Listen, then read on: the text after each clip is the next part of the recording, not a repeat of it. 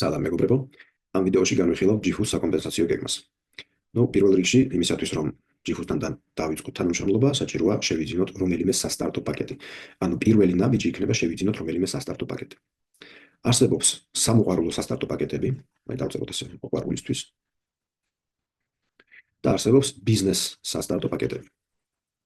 სამოყვარულო სასტარტო პაკეტები ნებისმიერი $100-დან $900-მდე, ნებისმიერი პაკეტი. ბიზნეს პაკეტები არის $1000-იანი და $2500-იანი პაკეტი. საუბრის მსვლელობისას ამ პაკეტების სხვაობაზეც ვისაუბრებთ.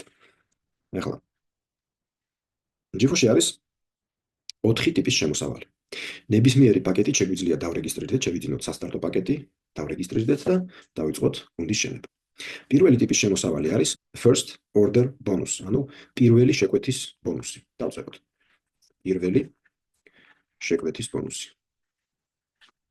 ახლა ეს რას ნიშნავს? როდესაც თქვენ რეგისტრირდებით რეგისტრაციის დროს, გაქვთ თქვენი back office-ი, როდესაც დარეგისტრირდებით, გექნებათ back office-ი, გექნებათ თქვენი URL-ი. რას ნიშნავს თქვენი URL-ი? ან თქვენი საიტის მისამართი.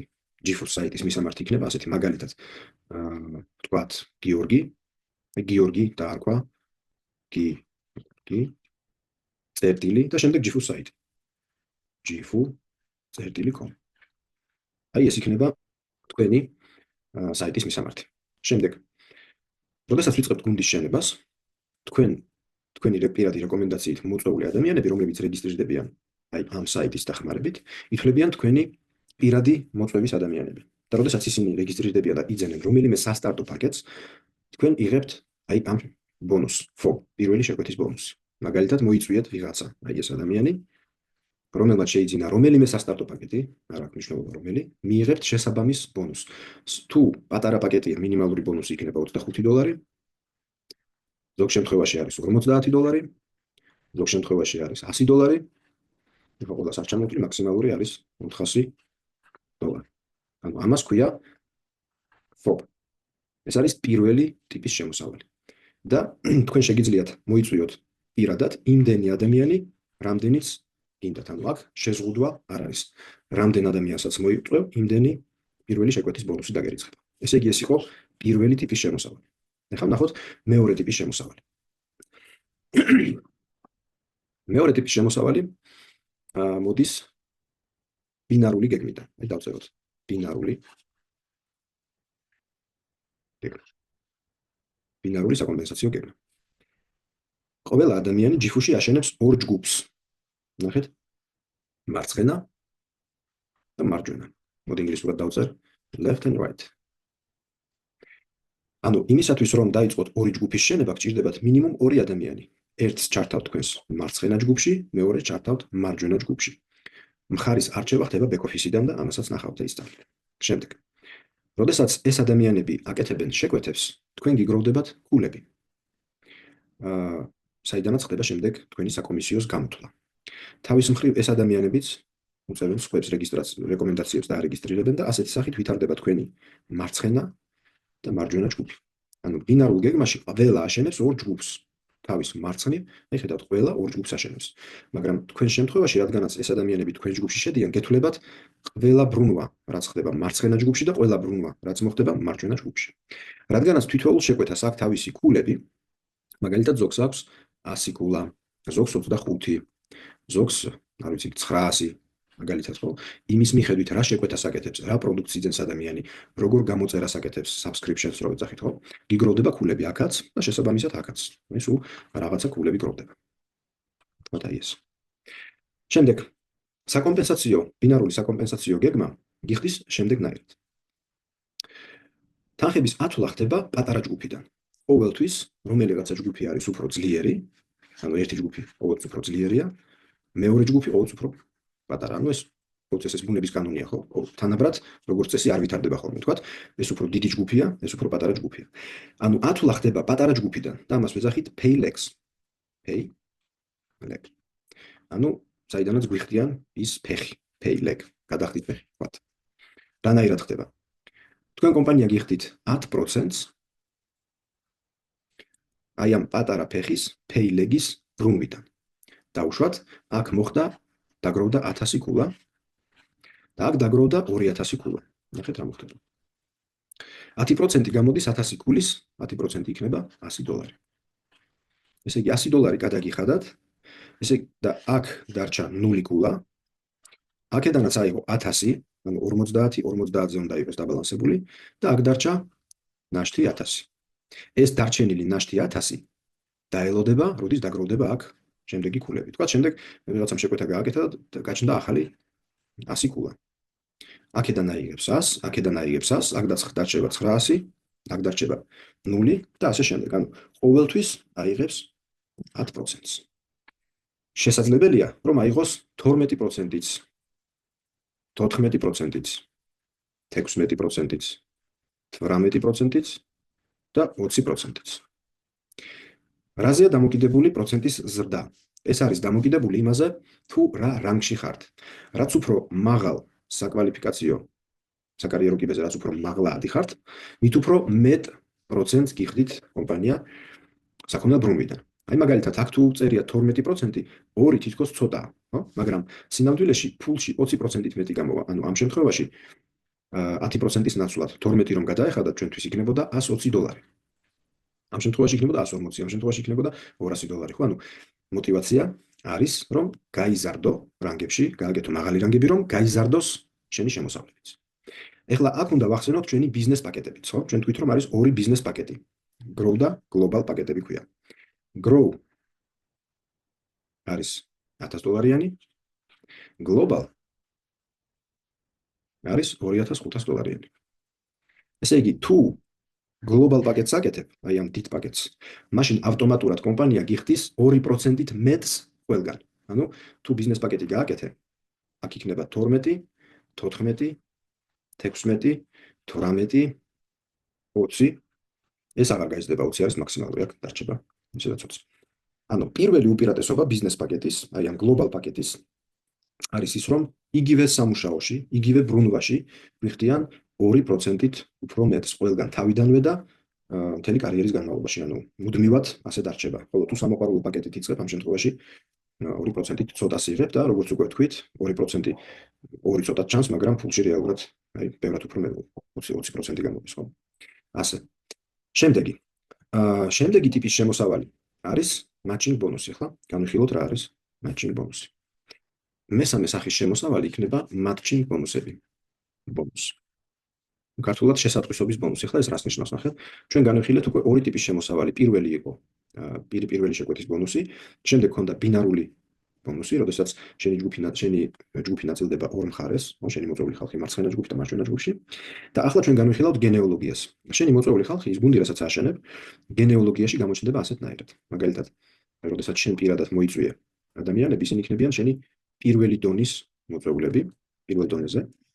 მათი მოწვეულები იქნებიან მეორე დონეზე. აი ასე მაგალითად. ეს არის შენი პირადი მოწვეული ადამიანები, შენი ბიზნეს შვილები დავარქვათ. ისინი რომ მოიწვევენ, შენი ბიზნეს შვილები მეორე დონეზე იქნებიან, ხო?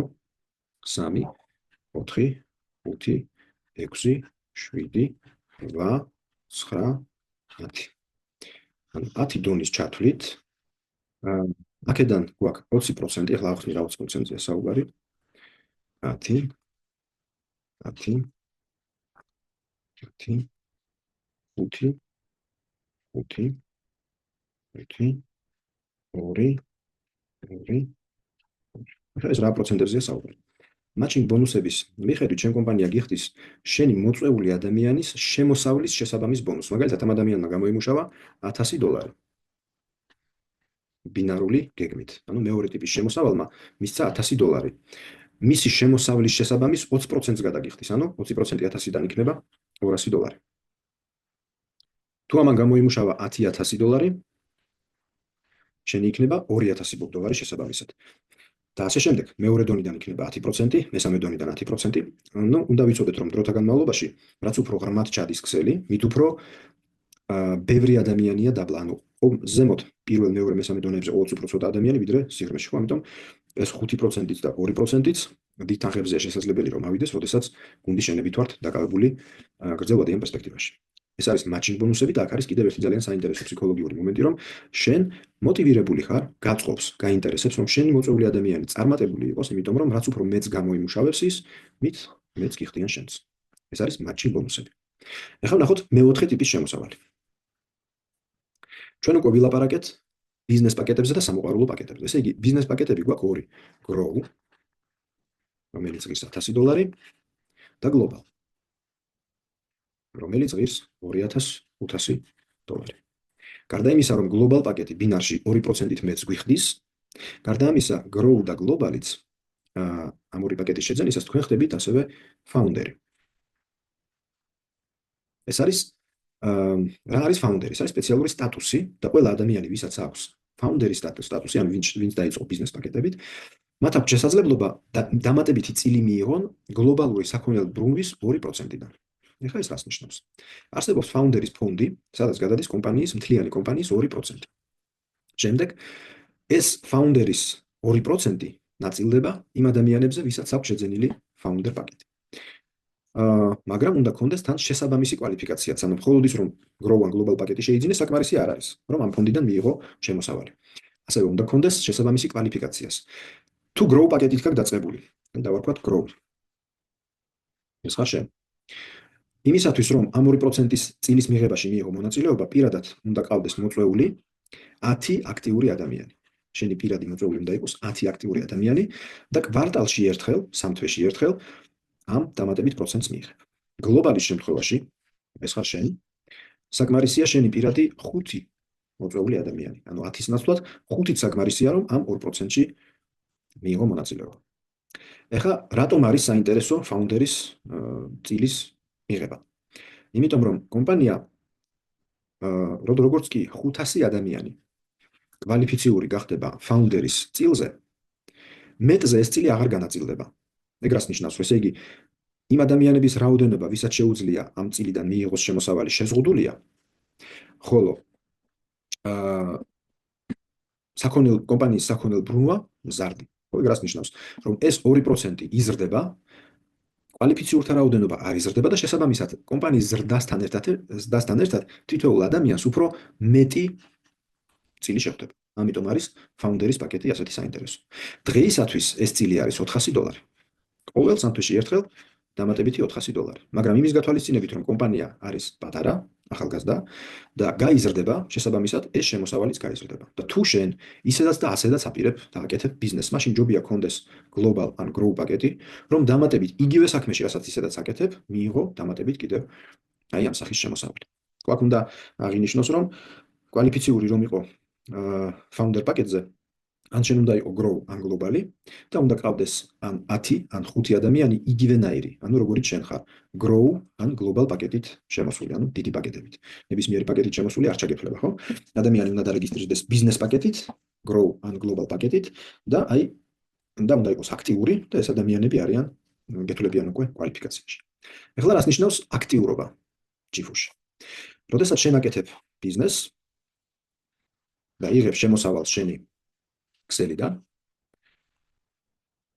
აკეთებ ორ რაღაცას. ეს არის ორი უმნიშვნელოვანესი რაღაცა. პირველი, რომ დაიწყო შემოსავლების მიღება, უნდა დარეგისტრირდე და აიღო რომელიმე სარეგისტრაციო პაკეტი, ან სამოყვარულო, როგორც უკვე ვთქვით, ან ბიზნესი. ესენი უკვე განვიხილეთ დასაწყისში. დარეგისტრირდი და აიღე ეს პაკეტები, ხო? მეორე, ქსელიდან რომ მიიღო შემოსავალი, რაზეც ვისაუბრეთ, მეორე ტიპის შემოსავალზე როცა ვსაუბრობდით, უნდა იყო შენ აქტიური.